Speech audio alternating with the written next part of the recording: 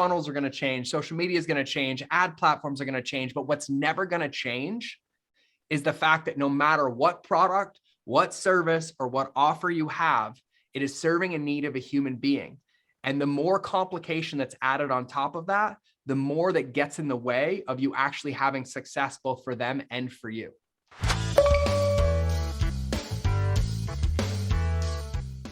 Today we have George Bryant, the founder and co-founder of 8 businesses, doing over 100 million a year. Welcome, George.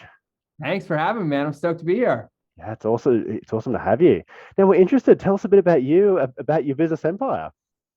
Oh man, I need a piece of paper to remember most of them because I just feel like I'm a walking liability that says yes to everything, but I managed to make them all work. Well So, done. yeah, man, I own I think 8 or 9 companies, either as an advisory role, started my own. They're all from 7 figures all the way up to we'll have one that do 100 million this year. I'm a podcast host. I run events. I run a mastermind. I do consulting. I have private clients. I basically just say yes to anything that lights me up and I give my all to all of it. But I think the most important thing is that none of those things really matter. I'm a father and a husband and I love helping people and I built my life to basically love every minute of it. And I don't work a day at all. And it just feels like fun. That's so good. And so how did you get started? How did you Yeah. kick things off? Yeah. So it was by accident. Like I tell everybody I'm only successful because I'm stupid. And I grew up in a pretty traumatic childhood and ended up just joining the military. I went to the United States Marine Corps for 13 years, did 3 combat deployments. And in the midst of one of my deployments, I found out I actually had celiac disease and it made a lot of sense, but I'd never cooked before. And back in 2009, gluten wasn't really a thing. And so I had to teach myself how to cook. So I came home and I just started documenting it on the internet. And I had to make a fake college email to get a Facebook account. And then like this is OG days. And I just started posting recipes that I was making on the internet. And I ended up getting medically separated after 13 years and kind of from accident became a food blogger. I'd never cooked before. I kind of taught myself web design and social media marketing and email marketing and affiliate marketing. And then 2 years later, wrote a cookbook, became a 22-week New York Times bestseller, and then launched an app and hit #1 in the world. And then realized I hated cooking, which was a very interesting place to be. But because I had self-taught everything, I kind of knew what to do to move the needle. And I realized that I developed a skill set for everything deeper than quote unquote food blogging, but around customer psychology and business and marketing and customer journey. And so I gave away that company as a Christmas present to a friend. And then I went behind the scenes and people started calling because I'd built a reputation for myself, having millions of followers and things like that. And they're like, hey, will you come do in our supplement company what you did over there and like Vital Proteins and On It and Men's Health and Adidas and the LA Clippers and you name it. They were clients of mine. And I started applying these principles and models that I'd used myself and taught myself into these businesses. And they started doubling and tripling and quadrupling and billion-dollar exits. And like, it's like I had the Midas touch, but because I didn't come from a business background or studied marketing or business, I focused everything I learned on principles because I didn't want to create liabilities. And so I was like, okay, what can I learn that I'll be able to use for the rest of my life? And I just started mastering customer journey and psychology and NLP and all these things that actually help people achieve a goal. And I start going to these companies and teaching them that the secret to scale is actually by helping more of your existing customers achieve their results. And a byproduct is they'll bring more people in. And once I started applying it all, the world took notice. And I just started consulting all over the world, took ownership of some companies, launched some of my own, and now I just do it every day. Amazing. Yeah, that's so incredible. And so like what do you put that down to? Is it developing the skill set? Is it having the right mindset? Is it like what is it that kind of shot you into those levels of success? I think it's my tenacity and my ability to believe that everything's going to work as long as you stick at it long enough. Right. And so I think what I've learned very quickly in this game to get here, it's not about how many times I win. It's actually about how many times I lose and learn. And then I just recover and recover and recover and recover and adjust because, success is guaranteed when you focus on doing the right things, but it doesn't mean you know what to do out of the gate. It means that you're willing to learn and make adjustments. And I think early on in my career, I used to get really romantic about how I did business because I wanted it to give me this like level of comfort that I could just do the same thing every day. And that cost me lots of millions of dollars and lots of pain. And I realized very quickly all those memes on social media that said, fall in love with the journey and not the destination, were very true.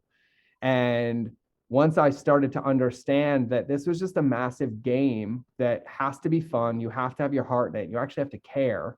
And if you prioritize people over profit and business and strategy, it's actually a guaranteed win-win game as long as you stay focused on those things. And so I think about it all the time, and I really like whittle it back down to just my willingness to keep going and willingness to keep trying, but always prioritizing people over the business, the strategies, the tactics, which is actually why I trademarked the phrase relationships beat algorithms, because at the end of the day, I wouldn't be here if it wasn't for every person who's ever gave me a dollar, or every company who ever, hired me, or every person who ever brought me into their company. And so no matter how many strategies and tactics and money and things that existed, at the end of the day, there's human beings making every decision. And I think it's my willingness and my love for people to relate to people and actually build quality relationships, regardless of the transaction, that somehow always leads to lots and lots of transactions.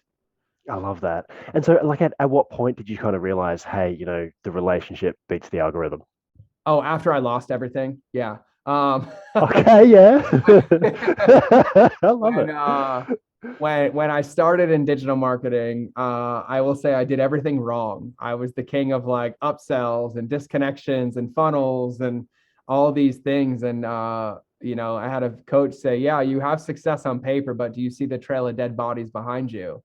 And I never really Wow. understood. But entrepreneurship was an addiction for me. It just gave me a new outlet, right? It wasn't drugs anymore. It wasn't food. It wasn't any of those things. I was like, oh no, I can just work as much as I want and never have to deal with my own shit. And I can just keep going and going and going. And my wife was 8 months pregnant. We were about 3 weeks away from bankruptcy, and I had to make the decision to walk away from everything and start over. And it took me 3 years before I came back on the internet, changed my phone number, changed my email. And in that time, I got a lot of time to reflect and help other people. And I realized that I had the game backwards, and I was prioritizing money and success and labels and New York Times and all this bullshit that didn't matter. But all it got me was a shit ton of loneliness, and no one was there when I needed it. And it wasn't because they didn't want to be, it's that I didn't give them a reason to be. And it finally clicked when I lost everything, brought a son into this world and had a family. And I was like, oh yeah, there's a real reason we do this. And I need to make sure that I always prioritize it for the right reasons. And so I would love to say that it was like, oh, I started this way, but it's because I did most of it wrong. And I learned the hard way how much damage can be caused to other people by not caring about the right things and not understanding that there's humans on the other side of everything we do. And even though it's an order form for $1,000, that's a mom or a dad with their own bills and their own challenges and their own problems and their own life that are being directly influenced by the decisions that they make. And I got to feel the pain of profiting off other people for the wrong reasons. Wow. And look, that's really something that I've struggled with through my business career as well. Like it's really very much been, a transactional kind of effort. And, you're right, it leaves a trail of bodies in its wake. It is a really kind of unhealthy thing. So I guess, with all of your experience around all of this, where do you kind of, I guess, bring the most value to the marketplace now? Yeah, I'd say I'd spend 99.9% of my time helping people build customer journeys to get people results, regardless of the transaction, right? So I think one of the biggest mistakes that I see in all my companies, like the ones I own, the ones I consult, I think the biggest mistake in the marketplace is that people think that their job ends when somebody buys, but that's when their job starts, Mm, right? Because the wow. job is not when the transaction happens, that's when the game begins. Your job is done when they've achieved the result that you promised them that they could achieve when they gave you their credit card. And I spend about every ounce of my day helping my clients, my teams, my students, my one-on-ones, and everyone in between understand that so that they can create these containers and these worlds, whether it's physical products, digital products, or services that over deliver and help people get the best chance of success and not just focus on acquiring more. I love that because yeah, as a marketer, like I'm surrounded by this world of hey, I want more leads so that we can grow our business and like that's good. That's an important part of it, but it's 1000%. it's not the only part, is it? No, the analogy that I say, like the statement that I say all the time, is you can't adopt any more children until you feed the ones that you have. And the That reason I say that is because a lot of companies that come to me, they get stuck at that $1 million mark or that $5 million mark, and they're like more, more, more, more. But what you fail to realize is that you wouldn't need more if you didn't burn so many bridges in the beginning. And the bridges are burnt by over promising and under delivering. And there becomes a point where there aren't any more. And the only people you have are the ones that trusted you in the first place. And they're the ones that are ignored the most. And yeah. so all we do is entice other people to come in and sit at the dinner table, and no one at the table even has food. And we're like, no, no, no, more people, more people, more people, more people. And I was like, that's the wrong way to look at business, because I've yet to see any one of my companies I've consulted have $100 million company built on people saying I've never achieved the result they promised. That's Wow. not how it works. Yeah. But yet so many people have this broken paradigm of marketing. We see this exacerbated through the industry. Like, no, no, no, just get the leads and upsell them and extract it out. And I was like, that's cool. And you're going to spend the rest of your life doing reputation damage control, and you'll never fucking make it again, because you can't recover from that, because that's not what the game is about. Like, and I use real life examples. I'm like, can you imagine if Apple only let you in the store if you pre-committed to buying a product that you've never touched? Less than 10% of people that go into an Apple store actually buy a product. The rest of the time, they're coming to play with them and touch them and experiencing them. But yet we take that principle. We're like, well, no, we would never do that. I'm like, yeah, but why do you do it online? Yeah. Yeah, Why do you absolutely. focus on filling more people into something you can't fulfill in the first place? And I think like one of the most important lessons I ever learned, and luckily I learned it early, is that scale comes from retention, not acquisition. That's massive. That's absolutely massive. Wow. I love that. And so, like, in terms of some of the how this plays out, like, Mm-hmm. what are some ways that you kind of see, like, in a practical sense, and potentially even in a mindset sense, Yeah, and like how does that play out? I'll give you like tangible examples. I always Please. use supplement companies as examples because everybody understands what supplements are, right? Yeah. And it's like we have to understand, it's like we sell somebody a protein, right? They bought that protein because they had a need in their life to achieve some goal with the protein. But what do we typically do? Not me, but what do people typically do? They sell them the protein, and then they get the transaction. They get an email that says, hey, let me tell you how fucking awesome I am, even though you already trusted me to buy the product. And then they wait a couple of days, and then they start blasting with sales letters again and other offers, and don't understand why people never use the product. And then they want refunds and complain that it doesn't work when they never opened it, because your job wasn't to sell the protein, it was to sell the result. And the protein was the tool. And so if you take that and you flip it, and we did this with Vital Proteins, like we understood that everybody wanted to buy collagen. We knew that. But they weren't buying collagen because they wanted to eat beef skin for fun. They wanted healthier hair, skin, and nails. And the only way to achieve that was to take the product consistently. And so we're like, okay, cool. Let's just write an email a day for 30 days that teaches them why collagen is important and how to best use it and what smoothies to use it with and how you can do it and when to take it and when to boom. And then once we've indoctrinated them into how to use the product and given them the best chance of success, then we make a subscription offer. And everyone's like, well, yeah, that's bullshit. I'm like, well, actually, the average retention was 3.5 months before. And once we wrote those 30 emails, it was 17 months. And so when you take that and you do the math, we 5x the lifetime value of a customer by actually helping them achieve the result and then holding them accountable to maintain it and continue. So then any new customer that came in was set up to succeed because we understood the nature of the game.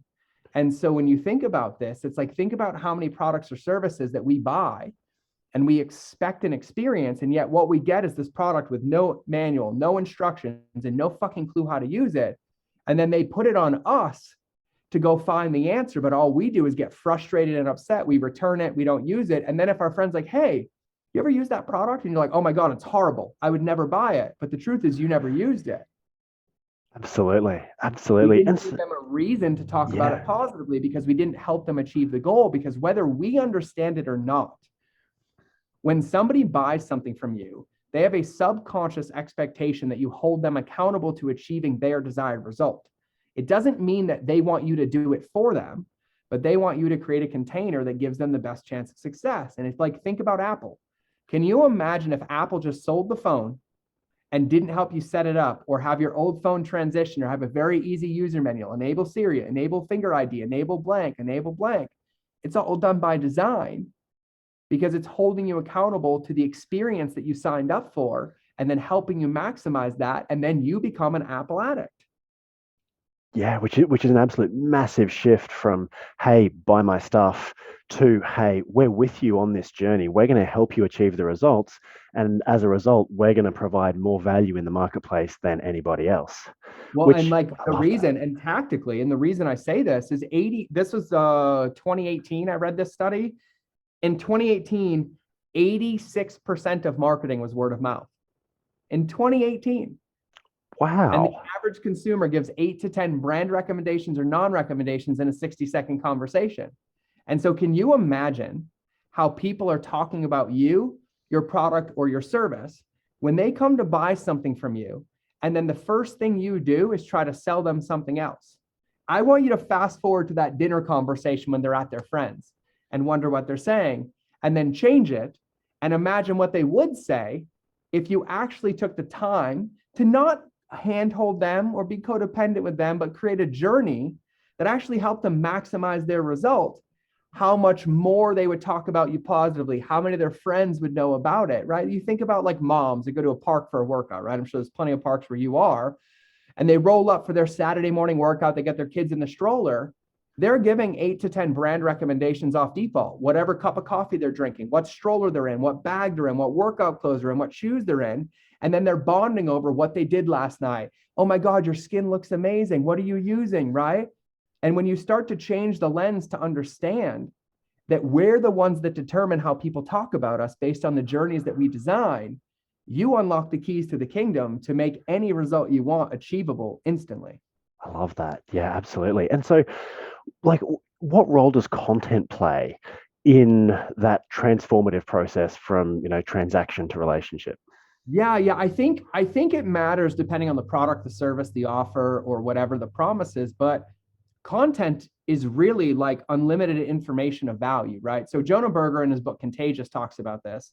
And he said there's only 5 reasons that people share: humor, credibility, controversy, education, or social status. That's it, right? And what I want you to remember is that if you don't tell your customers what to say, you won't like what they say. And so when you think about content, it's not recreating the wheel. Typically, it's giving them the content or the information required to help them achieve the desired result. And I love this. And it took me years to understand this. And I task people all the time, and they're like, well, I don't want to make any more content. I'm like, what's the difference between free content, opt-in content, and paid content? And everyone's like, they give me every answer imaginable. I'm like, it's really, really easy. Free content is an idea. Opt-in content is an idea with structure, and paid content is the same idea with structure and accountability. But your content never changes. No. The application of it and how you hold people accountable to it changes. And so, yeah, I'd say it's everything, because how many times do we need to be reminded to work out every day, or go to sleep on time, or drink more water to be healthy? Yet, like, I don't want to hear it anymore. But every time we hear it, what does it do? It reminds us to what is important to us, and it holds us accountable. And so one of the things I tell my students all the time is leadership is saying the same thing as many times as required till the last person gets it. I It's love not that. about recreating the wheel and coming up with new ideas and coming up with new models. It's about holding them accountable to the things that they're committed to. That's amazing. Yeah, and that's the thing. Like, it's Michael Jordan, I think, who said that he practiced his free throws, I don't know, Mhm. hundreds or thousands of times. He just did the basics really, really well, and that's what made him an elite level player.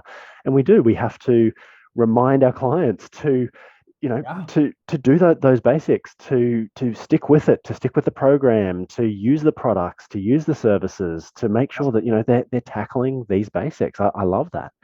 Yeah. And so, George, what advice would you give to a CEO or business owner who really wants to kind of break through to their next level? Yeah. Well, some context, if we're thinking about like customer journey and scale, right? Mm, I tell people to look in the opposite direction they typically look, right? And so they're like, George, I want to scale my company. Where do I get more people? I'm like, look behind you. You have them all already. Because if you're asking me that question, You have enough people in your company and business that answers that question. But my question I always ask you is, can you put your head on your pillow tonight and go to sleep saying confidently that 100% of the people that have ever paid you money has achieved the desired result that you promised? Wow, And that's a I've great yet to question. meet somebody that says yes. Yeah. And they're like, so where do I start? And I'm like, there. Yeah. Because you Wow. already have them. You have the relationship with them. They have a relationship with you. Alexa off. My Alexa got triggered in that one. You have a relationship with them. They're already in your container. You don't have to pay to acquire them, but anything you ask them about what they need or what's missing is the direct answer to solve, which is going to give you what you need to acquire new customers to scale. Yeah, I love that. That's great. And it is it like, and that fits with the whole philosophy of building the relationship deeper. Well, and like here's the thing. It's like you think about, like, I'll use Nike, and I always try to give real world examples for people, right? But like you think about Nike, you've never seen a billboard that says just do it only if you pay me. Yes. Or just do it as long as you're wearing my shoes. No, they have a movement around relationships and accountability. It just so happens when they have that relationship, people create brand awareness and social triggers and get massive endowment to the brand, right? That's not because of the shoe. It's not because of the shirt. It's because of what it represents and the relationship that it represents. And so we think about our companies, and I don't care. I've had clients that are plastic surgeons, optometrists, physical therapists, e-commerce brands. It applies across the board because as long as there's a human buying your product, you have the ability to build a relationship. Yeah. Yeah. And it's those relationships that hold the secret. And I'll tell you the challenge. I'll tell you the challenge is a lot of CEOs and a lot of people in the position forget that at one point you had a relationship with every person who paid you $1 because it's what got you started. And as you scaled, you increased the distance between the people who pay your fucking salary and you got disconnected from what actually moves the needle. Absolutely. And then it gets created with strategies and tactics, thinking that it's going to absolve you from having a relationship, but it doesn't. The only difference is it's that you having the relationship, it's creating a culture in your team where they can have the relationships at scale that you can't touch every single time. But if a company and a team is built on KPIs and transactions and close rates, then we have this entire culture based on disconnection. And we wonder why we have customer service issues and people bitch and complain and nobody else buys our product and we have horrible reviews. Well, it's not because your product's bad. It's because the relationships are bad. And when you take the time to look, and by the way, it's painful to look because it's a 2x4 of truth across your face. It gives you every ounce of information required to scale your business from the inside out. Because when you have a culture built on relationships and connections and customers, you know who brings all their friends? The customers. You want to know how earned media works? Create a result for your customer and they'll become your best marketing machine ever, whether they ever buy your product or not. And so it's important to understand that we have to focus in the right area, because it doesn't matter if you're doing 5 million a year, 10 million a year, 100 million a year. On the other side of every ounce of your business, and I don't give a shit what your business is a human being making a decision. And that human being carries a lot of power and a lot of weight. And when you master that, you've mastered scale at a level that you can't even touch anymore. I love that. That is absolutely phenomenal. And George, just I kind of always want to ask this question, because if you could go back 5 years and give your slightly younger self a bit of advice, what would that be? Yeah. God, I got to trust what came into my head. It's keep it simple, stupid. Like literally keep it simple. You know, business is a game. Business is a game of inputs, process, and outputs, but it's not complicated. It's finding people that have a need, building a relationship with them so they know, like, and trust you, and then serving that need and caring about the result. And anything that gets in the way of that gets in the way of success. Because at the end of the day, that's all we have. Funnels are going to change. Social media is going to change. Ad platforms are going to change. But what's never going to change is the fact that no matter what product, what service, or what offer you have, it is serving a need of a human being. And the more complication that's added on top of that, the more that gets in the way of you actually having success both for them and for you. Yeah, amazing. I love that. Finally, George, like for people who kind of just want to get into your world, consume some content, like, and just, who could even potentially be, potential, coaching clients, that kind of thing. How can they reach out? Yeah, What's the process? I love this question so much. I really, really do. Because I love answering it. I'm like, you're in one of two buckets right now. You're like, this guy's a fucking kook. And you're right. You're 1,000%. Pink glasses, tattoos, jacked, like dad bod, whatever. 1,000% right. Um, or you're like, oh, I really like what he's putting up and putting down. So here's what I do. And I do the same thing for everybody. Number one, my podcast is gold. I give away everything. Like, I mean, everything. You ask a question, I answer it. You want the strategy, I give it. I interview my best friends, my business partners, celebrities. And I'm like, tell it all. My wife says, when our friends ask what I do, she's like, he likes to make famous people cry on his podcast. And That's awesome. I love and I that. love it. And she's like, he really asks them the questions that matter, not about their successes, but how they managed the hard parts so that everybody can learn the lessons. And so I'd highly recommend checking out my podcast. It's called The Mind of George Show. It's on every platform that exists. My website is mindofgeorge.com to make it easy. And if there's something I can help you with, if I struck a nerve, if you're like, oh, that doesn't make sense, how do you do it? I challenge you to send me a DM on Instagram and ask me a question, and I will answer it. I will map it out for you. I will help you. I will tell you how to do it. I will give you advice on how to execute it.